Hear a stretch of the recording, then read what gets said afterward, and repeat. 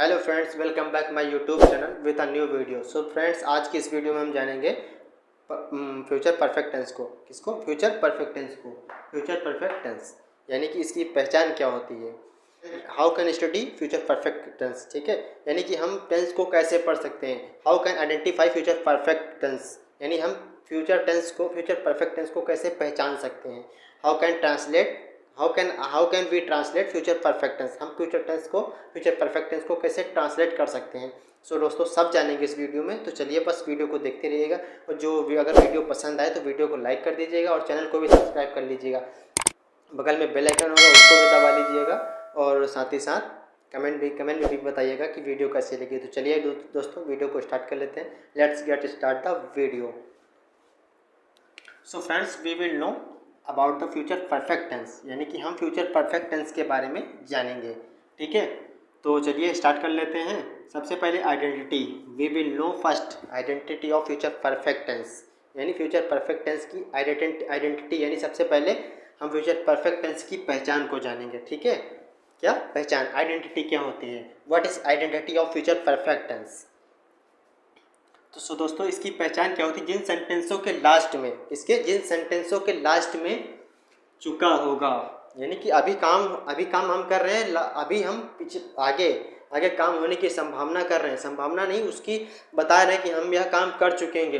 चुका होगा, चुकी होगी, चुके होंगे, लिया होगा, दिया होगा, खाया होगा, पिया होगा, इस प्रकार के सेंटेंस।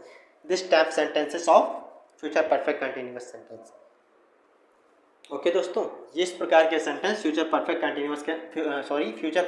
टेंस होते हैं। ठीक है, तो चलिए देख लेते हैं एक दो उदाहरण। मैं यह किताब 5 बजे तक पढ़ लूँगा।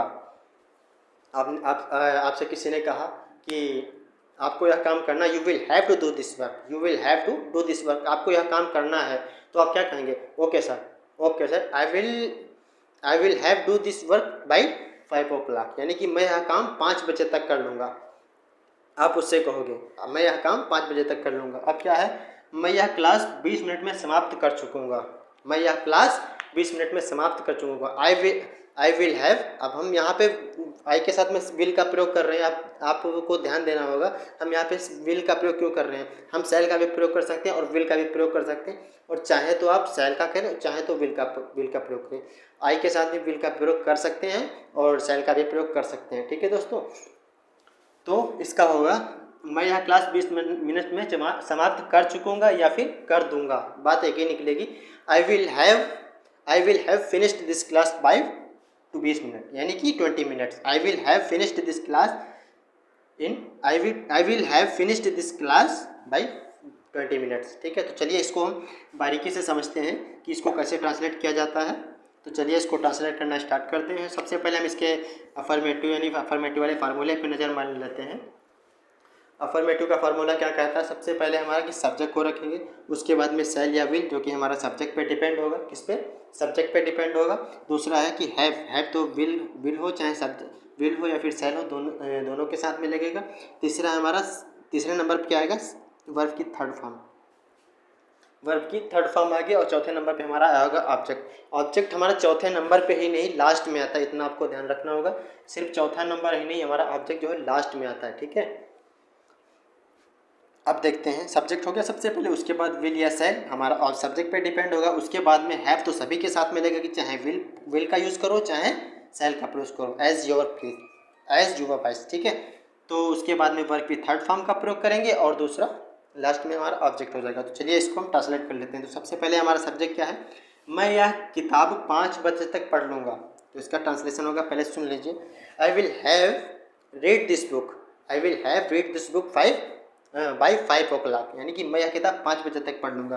तो चलिए सबसे पहले आई, यानी कि हमारा सब्जेक्ट हो गया। उसके बाद में पढ़ लूँगा, आई के साथ में शैल का प्रयोग करो। अभी इसी क्लास में शैल का प्रयोग करो, लेकिन मैं आपको बिल्कुल अगली क्लास लेकर आऊँगा, एक सेपरेट वीडियो बना दूँगा, जो कि विल या शैल पे ही डिपेंड होगा सिर्फ। और उसमें विल का प्रयोग कैसे करते हैं और शैल का प्रयोग कैसे करते हैं वो सभी बता दूँगा आपको। ठीक है, तो चलिए पहले अभी यहाँ पर हम सिर्फ और सिर्फ शैल का ही प्रयोग करते हैं। ठीक है, I shall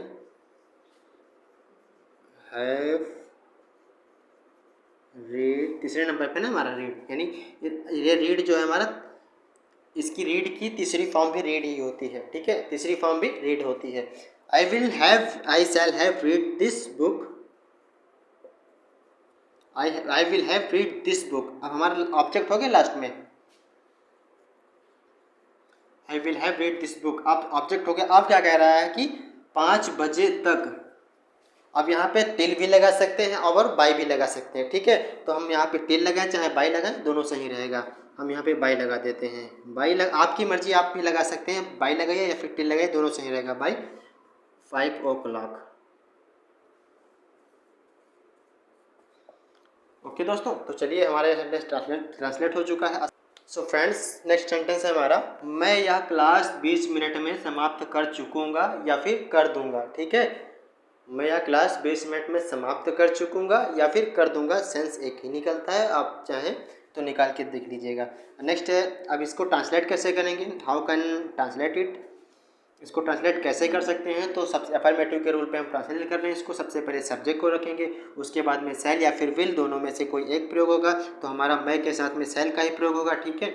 नेक्स्ट हमारा हैव का प्रयोग तो रहेगा, विल हो चाहे सेल हो, दोनों के साथ में हैव का प्रयोग करेंगे। फिर वर्ब की थर्ड फॉर्म, उसके बाद में ऑब्जेक्ट का प्रयोग करेंगे, ठीक है। तो चलिए, आई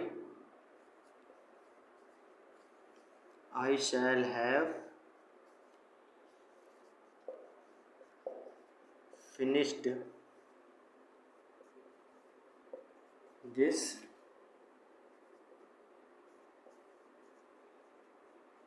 class, I shall have finished this class by 20 minute, by 20 minute नहीं, हमारा 20 मिनट होगा, 20 minutes.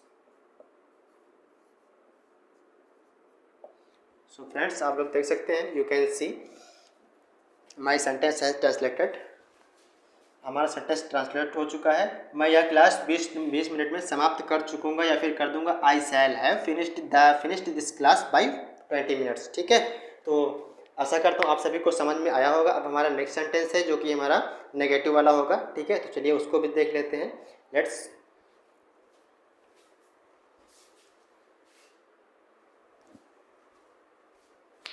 So friends, you can see, हमने यहाँ पे 2 सेंटेंस लिखे हुए हैं और नेगेटिव का फार्मूला भी लिखा है। तो वह तुम्हारे पैसे सोमवार तक नहीं दे चुकेगा, सोमवार तक नहीं दे चुकेगा या फिर सोमवार तक नहीं देगा, दोनों बातें एक ही है। दूसरा सेंटेंस है हमारा, वह श्यामू रात में फिल्म देख चुकेगा, फिल्म देख चुकेगा, इसको नेगेटिव बना देंगे भाई। श्यामू रात में फिल्म देख चुकेगा या फिर रात तक फिल्म देख चुकेगा, ठीक है, बात एक ही है। श्यामू रात तक फिल्म देख चुकेगा, अब इसको नेगेटिव कर देते हैं पहले, रात में फिल्म नहीं देख चुकेगा, श्यामू रात में फिल्म नहीं देख चुकेगा। अब इसको हम पहले ट्रांसलेट कर लेते हैं, वह तुम्हारे पैसे सोमवार तक नहीं दे चुकेगा, ही विल नॉट हैव पे या फिर हाँ paid your money by Monday, ठीक है, he will not have paid your money by Monday. Next है हमारा, श्यामू रात में फिल्म नहीं देख चुका है, तो श्यामू विल नॉट हैव, हाँ अब यहाँ पे बात आपको ध्यान देना होगा, विल और हैव के बीच में, विल या फिर सेल जो भी हो हमारा, और हैव के बीच में नॉट का प्रयोग करेंगे, ओके। हम कहाँ पे प्रयोग करेंगे नॉट का, विल और सेल के बीच में, ठीक, विल और सेल नहीं, विल या फिर सेल, यानी विल और हैव के बीच में प्रयोग करेंगे। तो श्यामू, पहले इसको देख लेते हैं, वह तुम्हारे पैसे सोमवार तक नहीं दे चुकेगा, तो he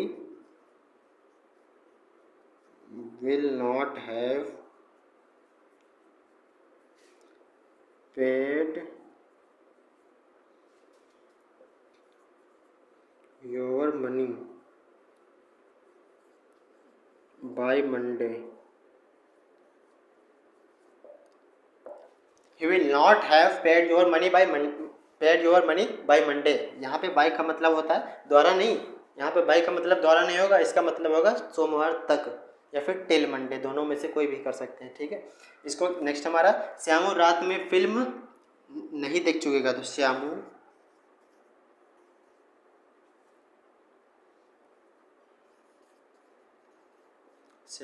will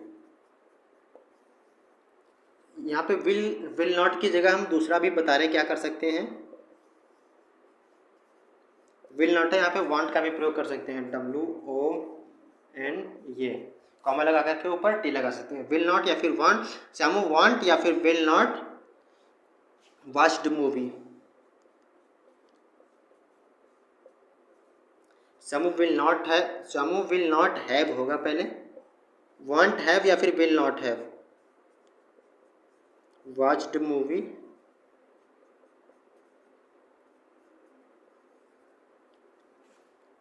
watched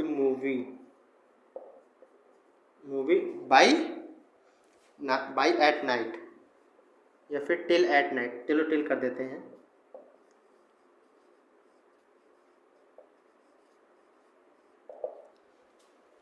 Shyamu will not have या फिर Shyamu want have watched movie. Shyamu want have या फिर विल नॉट हैव, दोनों में से किसी का भी प्रयोग कर सकते हैं, तो आपकी मर्जी पे डिपेंड करता है। Shyamu want have watched movie till at night. ठीक है दोस्तों, तो आशा करता हूँ आप सभी को समझ में आया होगा। So friends, we have next sentence. So हमारे पास एक नया सेंटेंस है, हमारे पास दो नए सेंटेंस है। क्या तुम मेरी घड़ी सोमवार तक वापस कर दोगे? मैं तुम्हारी घड़ी सोमवार तक वापस क्यों करूँगा भाई? मैंने तो मंगलवार तक के पैसे दिए हैं, तो मैं सोमवार को क्यों वापस करूँगा? ये हमारे दोनों आपस में प्रश्न कर रहे हैं। तो इंट्रोगेटिव सेंटेंस है, इसलिए मैंने यहाँ पे इन दोनों एग्जाम्पल को लिखा। तो सबसे पहले चलिए इसका फार्मूले पे नज़र मार लेते हैं, फिर हम इसको ट्रांसलेट करते हैं। ठीक है, सबसे पहले हम WH वर्ड को रखेंगे। मैंने पहले भी बता दिया कि जहाँ पे WH वाला वर्ड यानी कि प्रश्नवाचक शब्द जो हमारी सेंटेंस के शुरू में होता है, उस सेंटेंस की हेल्पिंग वर्ब को सबसे पहले रखते हैं, बाद में हमारा सारा कुछ होता है। इसको मिटा देंगे, बाकी हेल्पिंग वर्ब हमारी पहली हो जाएगी, बाकी सारा वो फार्मूला वैसे ही रहेगा। नेक्स्ट सेंटेंस है, अब इस वाला सेंटेंस जो है, ये वाला सेंटेंस जो है, यहाँ पे क्यों दूंगा। अब ये जो हमारी है प्रश्नवाचक शब्द यानी कि है इंट्रोगेटिव वर्ड है, बीच में आ रहा, तो इसको हम सबसे पहले रखेंगे। ठीक है, पहले भी बता चुका हूँ और हर वीडियो में भी बताता हूँ। चलिए पहले ट्रांसलेट कर लेते हैं। क्या तुम मेरी घड़ी सोमवार तक वापस कर दोगे? क्या will you have return my watch by Monday, यानी कि तुम मेरी घड़ी सोमवार तक वापस कर दोगे। ये कह रहा कि मैं तुम्हारी घड़ी सोमवार तक क्यों वापस करूँगा? भाई मैं तुम्हारी घड़ी क्यों वापस करूँगा सोमवार तक? वाई विल आई क्या कहते हैं, मैं तुम्हारी घड़ी सोमवार तक वापस क्यों करूँगा? तो why will I have return your watch by Monday, मैं तुम्हारी घड़ी सोमवार तक क्यों वापस करूँगा। चलिए देख लेते हैं, क्या तुम मेरी घड़ी सोमवार तक वापस कर दोगे? तो सबसे पहले क्या है, इसलिए हम इस सेंटेंस की जो भी हेल्पिंग वर्ब होगी उसको सबसे पहले रखेंगे। तो हेल्पिंग वर्ब क्या होगी? तुम के साथ में हेल्पिंग वर्ब क्या प्रयोग होती है?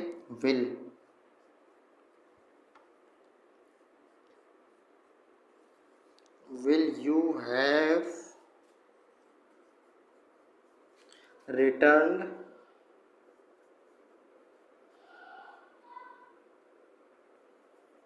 माई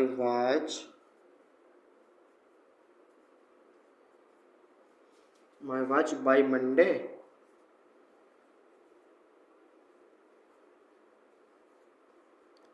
क्या कह रहा है कि क्या तुम मेरी घड़ी सोमवार तक वापस कर दोगे? वाई विल यू हैव, क्या तुम, यानी इस सेंटेंस की जो भी हेल्पिंग वर्ब है सबसे पहले आ जाएगी, उसके बाद में सब्जेक्ट को रखेंगे, फिर हैव, उसके बाद में वर्ब की थर्ड फॉर्म, फिर हमारा ऑब्जेक्ट हो जाएगा। ऑब्जेक्ट हमारी इसमें वॉच है, तो इसीलिए हम वॉच रख दिए। बाकी बाय मंडे समय हमेशा लास्ट में ही रहता है, आपको पहले भी बता चुका हूँ। ठीक है, तो चलिए why will you have return my watch by Monday. ठीक है, चलिए अब नेक्स्ट सेंटेंस की तरफ चलते हैं। मैं तुम्हारी घड़ी सोमवार तक क्यों वापस करूँगा? तो सबसे पहले क्यों को रख लेते हैं। वाई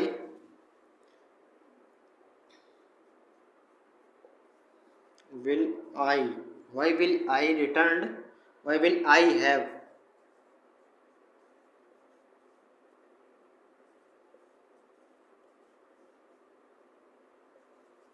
रिटर्न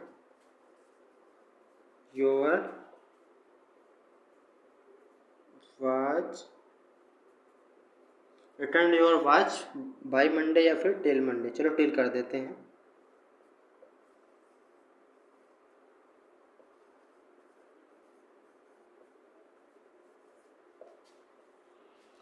मैं तुम्हारी घड़ी सोमवार तक क्यों वापस करूँगा। तो आशा करता हूँ दोस्तों आप सभी को समझ में आया होगा। अब चलिए चलते हैं इंट्रोगेटिव नेगेटिव की तरफ। सो दोस्तों आशा करता हूँ आप सभी को समझ में आया होगा। तो आज का वीडियो समाप्त करते हैं।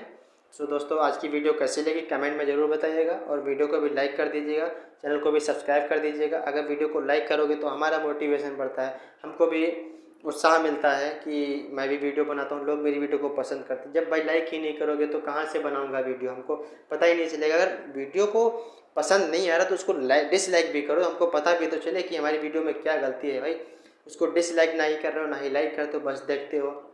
और हाँ चैनल को जरूर सब्सक्राइब कर लीजिएगा, ठीक है। चलिए दोस्तों आज के लिए इतना काफ़ी, फिर मिलते हैं एक नई वीडियो के साथ।